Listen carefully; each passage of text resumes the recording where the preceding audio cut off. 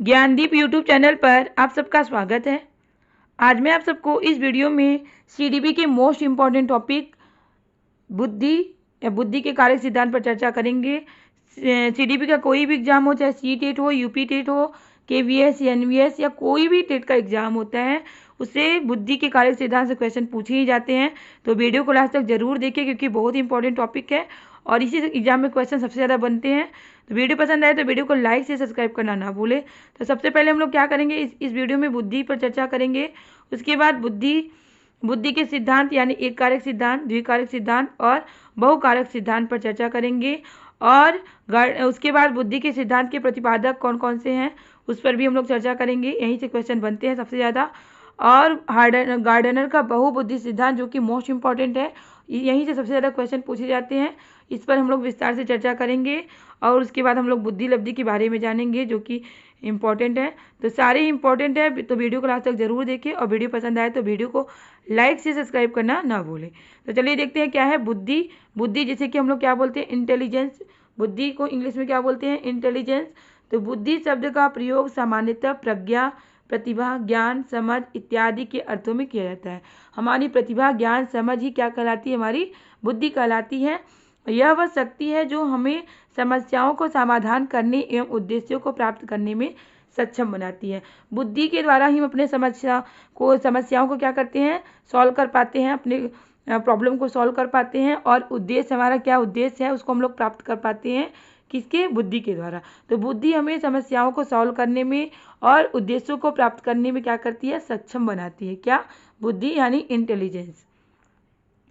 इसे व्यक्ति की जन्मजात शक्ति कहा जाता है। बुद्धि को क्या कहा जाता है, व्यक्ति की जन्मजात शक्ति कहा जाता है। यानी यह शक्ति जो होती है जन्मजात होती है, बुद्धि हमारी क्या होती है, जन्मजात होती है, जिसके उचित विकास में उसके परिवेश की भूमिका क्या होती है, प्रमुख होती है। बुद्धि तुम्हारी जन्मजात होती है लेकिन उसका उचित विकास किसके द्वारा हो पाता है, परिवेश के द्वारा हो पाता है। परिवेश की भूमिका उसमें क्या होती है, प्रमुख होती है। परिवेश से ही हमारी बुद्धि का विकास, इन्वायरमेंट से ही हमारी बुद्धि का विकास होता है। मानव विकास की विभिन्न अवस्थाओं में बुद्धि के विकास में भी अंतर होता है। जैसे मानव की विभिन्न अवस्थाओं में विकास क्या होता है, विकास में अंतर होता रहता है, वैसे ही बुद्धि के विकास में भी अंतर होता है। बुद्धि के 3 पक्ष होते हैं, कौन कौन से, एक कार्यात्मक, दूसरा संरचनात्मक और तीसरा क्रियात्मक। और बुद्धि की 3 श्रेणियां भी होती हैं, कौन कौन सी, एक सामाजिक बुद्धि, स्थूल बुद्धि और अमूर्त बुद्धि। तो 3 श्रेणियां हैं बुद्धि के।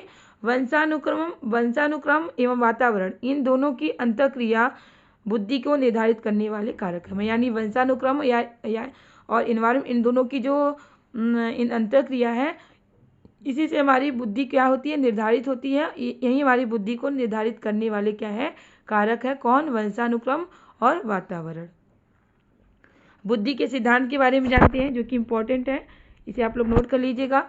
कुछ वैज्ञानिकों ने बुद्धि के स्वरूप से संबंधित विभिन्न सिद्धांतों का प्रतिपादन किया है, जिसमें बुद्धि के संबंध में कई प्रकार की महत्वपूर्ण जानकारियां मिलती हैं जो निम्नलिखित है। कौन कौन से हैं, एक कारक सिद्धांत।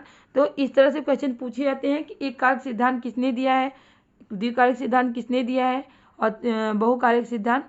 तो एक कारक सिद्धांत का प्रतिपादन किसने किया है, वीने ने एक कारक सिद्धांत का प्रतिपादन किया है। और इस सिद्धांत का समर्थन कर इसको आगे बढ़ाने का श्रेय किसे जाता है, टर्मन स्टर्न को, महावैज्ञानिकों को जाता है। मतलब वीने ने इस सिद्धांत का प्रतिपादन किया है, लेकिन इस सिद्धांत को इसका समर्थन करके इसको आगे बढ़ाने का श्रेय किसे दिया जाता है, टर्मन और स्टर्न को दिया जाता है। इन वैज्ञानिकों का, मनोवैज्ञानिकों का मत है कि बुद्धि क्या है, अविभाज्य है, यानी इसे विभाजित नहीं किया जाता है। यानी बुद्धि के एक तत्व का इन्होंने प्रतिपादन किया है, यानी बुद्धि के एक तत्व होते हैं।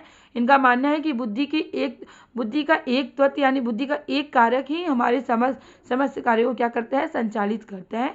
ऐसा इनका मानना है जो कि उचित नहीं है, अब जो कि ज़्यादा प्रचलित नहीं हुआ, क्योंकि बुद्धि का एक कारक सिद्धांत नहीं है, बल्कि बुद्धि का एक तत्व नहीं है, बल्कि बुद्धि के बहुत तत्व हैं। यानी हमारा बुद्धि के बहुत तत्व हैं जो कि हमारी बुद्धि के बहुत तत्व हैं जो कि हमारे समस्त कार्यों को संचालित करती है। स्पष्ट है कि इस सिद्धांत के अनुसार बुद्धि को एक शक्ति या एक कारक के रूप में मानना। इनका मानना है कि बुद्धि की एक शक्ति और एक कारक होते हैं, ऐसा इनका मानना है। इन वैज्ञानिकों के अनुसार बुद्धि वह मानसिक शक्ति है जो व्यक्ति के समस्त कार्यों को संचालित करता है तथा व्यक्ति के समस्त व्यवहार को प्रभावित करता है। इनका मानना है कि बुद्धि वह मानसिक शक्ति है जो कि व्यक्ति के समस्त कार्यों को संचालित और उनके समस्त व्यवहारों को क्या करती है, प्रभावित करती है, ऐसा इनका मानना है। द्विकारक सिद्धांत के प्रतिपादक कौन है, एक क्वेश्चन पूछा जाता है। इसके प्रतिपादक कौन है, स्पीयरमैन है। ऐसे क्वेश्चन पूछे जाते हैं। इनके अनुसार क्या है, बुद्धि के इनका क्या मानना है कि बुद्धि के दो कारक होते हैं। कौन कौन से, एक सामान्य मानसिक योग्यता और दूसरी विशिष्ट मानसिक योग्यता। तो दो प्रकार की बुद्धि कौन कौन सी है, प्रथम है सामान्य मानसिक योग्यता जिसे जनरल इंटेलिजेंस कहते हैं, और दूसरा क्या माना है इन्होंने, विशिष्ट मानसिक योग्यता जिसे स्पेसिफिक इंटेलिजेंस कहते हैं। तो इन्होंने बुद्धि के दो कारक सिद्धांत माने हैं, कौन कौन से, जनरल इंटेलिजेंस और दूसरा स्पेसिफिक इंटेलिजेंस। प्रत्येक व्यक्ति में इनका मानना है कि प्रत्येक व्यक्ति में सामान्य मानसिक योग्यता के अतिरिक्त कुछ विशिष्ट योग्यताएं पाई जाती है, ऐसा इनका मानना है। एक व्यक्ति जितने ही क्षेत्रों अथवा विषयों में कुशल होता है उनमें उतनी ही विशिष्ट योग्यताएं पाई जाती हैं।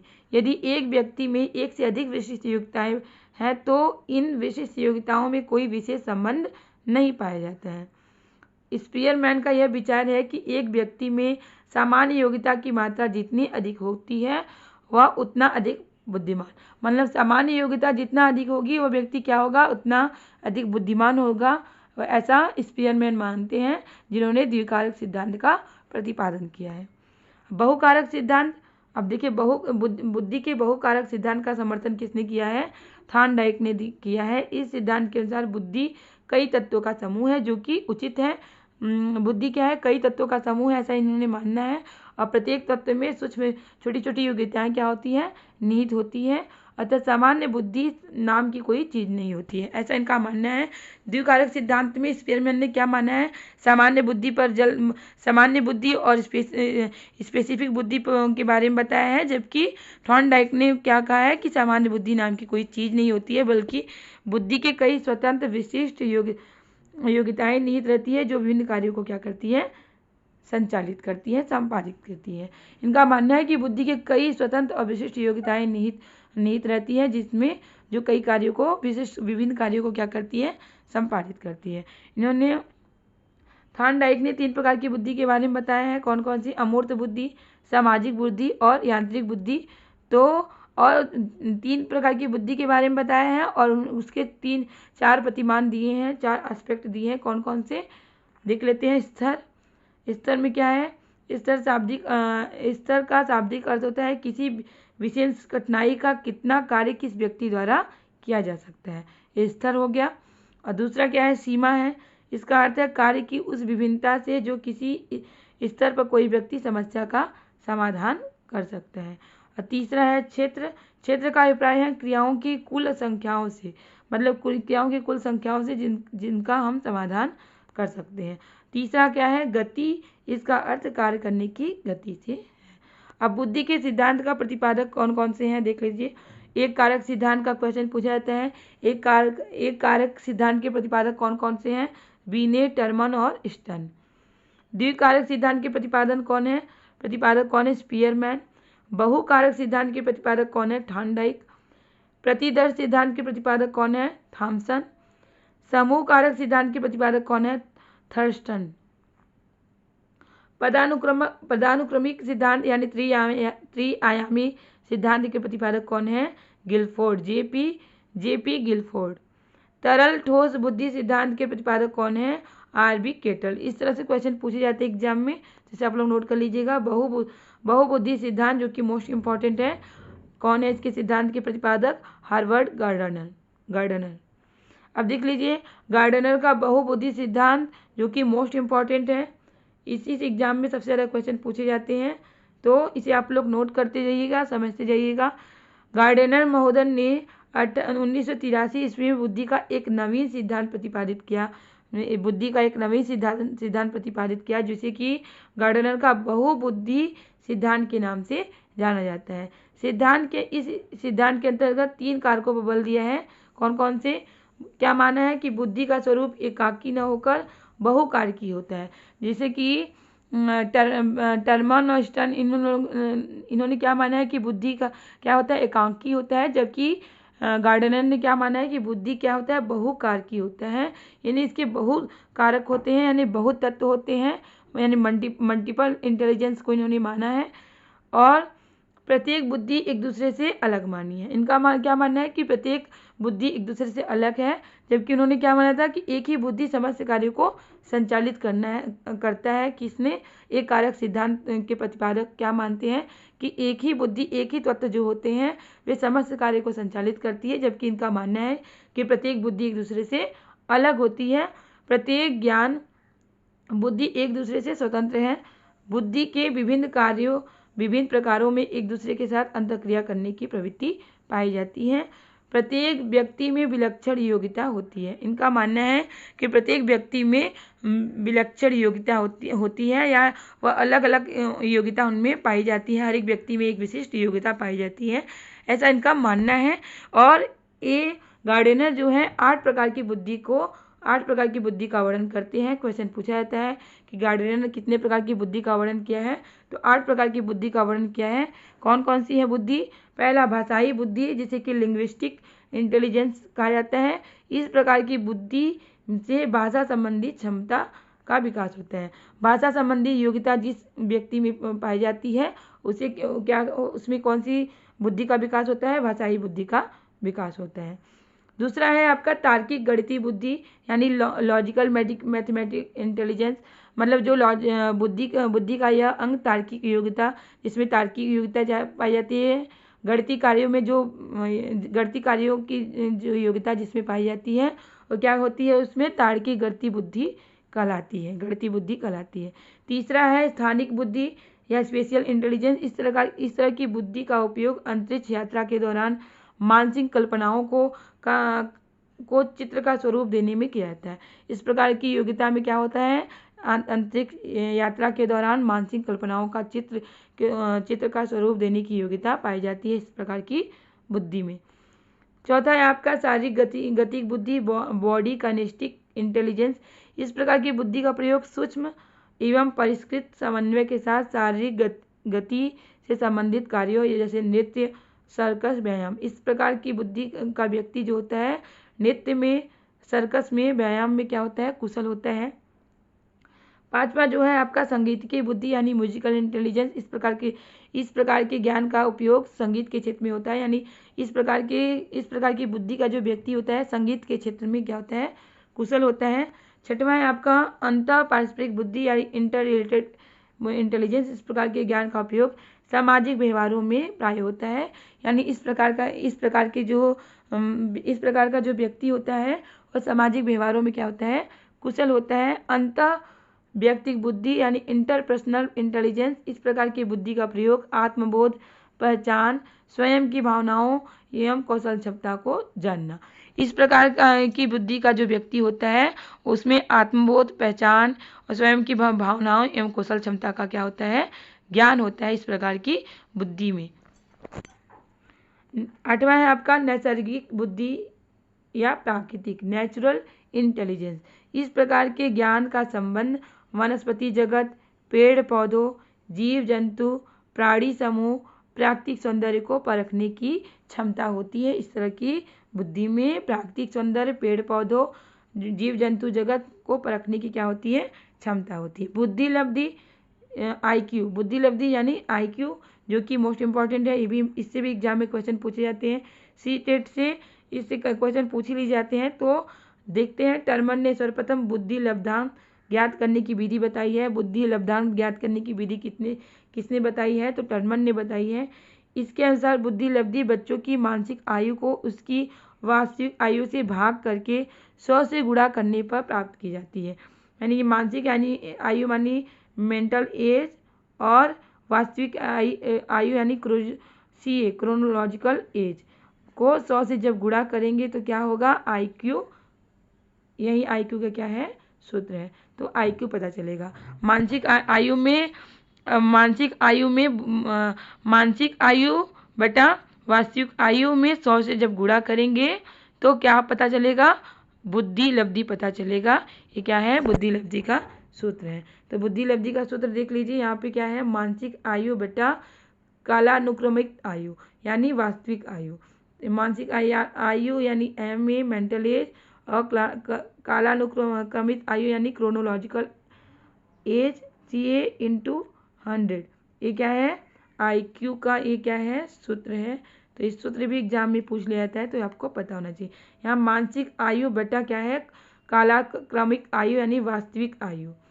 वास्तविक आयु तो देख लीजिए मानसिक आयु क्या होता है, वास्तविक आयु क्या होता है। वास्तविक आयु क्या होता है? मानसिक आयु जैसे कि कोई बच्चा अगर 10 वर्ष कोई बच्चा अगर 5 साल का है और उसकी आयु अगर 12 साल के लोगों से मानसिक आयु उसकी 12 वर्ष के लोगों के अनुसार है तो क्या होगी? मानसिक आयु कहलाएगी। वो बच्चा क्या है? 5 साल का है और उसकी आयु 12 वर्ष के हिसाब से है मानसिक आयु, तो क्या होगी? उसकी मानसिक आयु कहलाएगी। तो यहाँ पे देख लीजिए बुद्धि लब्धि का किन लोगों में कैसी बुद्धि लब्धि पाई जाती है। जैसे यहाँ पे आप बुद्धि लब्धि का देख लीजिए, जैसे कि कोई बच्चा अगर 10 वर्ष का है, उसकी मानसिक आयु 12 वर्ष के हिसाब से है, 12 वर्ष की बच्चे के हिसाब की है, तो 12 वर्ष क्या होगी? उसकी मानसिक आयु होगी और 10 वर्ष उसकी क्या होगी? वास्तविक आयु होगी। तो मान लीजिए बच्चा 10 वर्ष का है, उसकी आयु क्या? उसकी मानसिक आयु 12 वर्ष के बच्चे के जैसी है, तो 12 वर्ष जो हो गया उसका मानसिक आयु हो गया और 10 वर्ष उसका वास्तविक आयु हो गया। और इसी में हम लोग 100 से जब गुणा कर देंगे तो क्या कहला जाएगा? उसका क्या हो जाएगा? IQ हो जाएगा। तो जैसे यहाँ पे 12 वर्ष उसका मानसिक आयु हो गया, 10 वर्ष उसका वास्तविक आयु हो गया। और इसी में हम लोग 100 से गुणा कर दिए तो क्या बन गया? IQ बन गया। तो इसका IQ कितना हुआ? उसका IQ हो गया आपका 120 उसका IQ हो गया। बुद्धि लब्धि आप देख ली कि 140 या उससे ऊपर वाले जो IQ होता है किन लोगों में पाया जाता है? अति श्रेष्ठ बुद्धि और प्रतिभाशाली बुद्धि वाले कहलाते हैं। जिनका IQ 140 से या इससे ऊपर होता है वे क्या कहलाते हैं? अति श्रेष्ठ बुद्धि या प्रतिभाशाली बुद्धि कहलाते हैं, यानी वे क्या कहलाते हैं? जीनियस कहलाते हैं। जिसका IQ लेवल जो होता है जीनियस, जिसका IQ लेवल 140 से ऊपर होता है वे क्या कहलाते हैं? जीनियस कहलाते हैं, प्रतिभाशाली बुद्धि कहलाते हैं, बुद्धि वाले व्यक्ति कहलाते हैं या गॉड गिफ्टेड व्यक्ति कहलाते हैं। और जिनका IQ लेवल 120 से 139 के बीच में होता है वे श्रेष्ठ बुद्धि यानी सुप्रियर कहलाते हैं। श्रेष्ठ बुद्धि जिनका IQ लेवल 120 से 139 के बीच में होता है वे क्या कहलाते हैं? सुप्रियर बुद्धि वाले कहलाते हैं, सुप्रियर।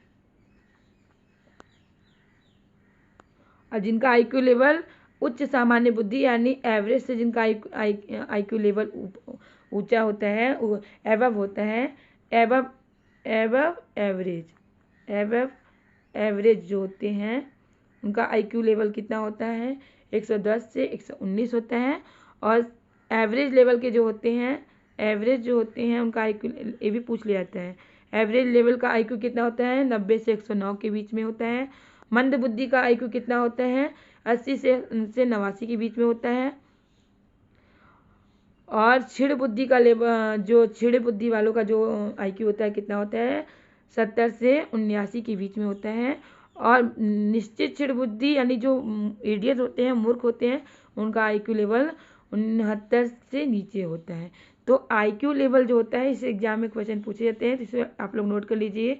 IQ किस तरह के लोगों में कैसा IQ पाया जाता है, तो इसे आप लोग नोट कर लीजिएगा, इसी से एग्जाम में क्वेश्चन पूछे जाते हैं। तो उम्मीद है कि आपको वीडियो ज़रूर पसंद आया होगा।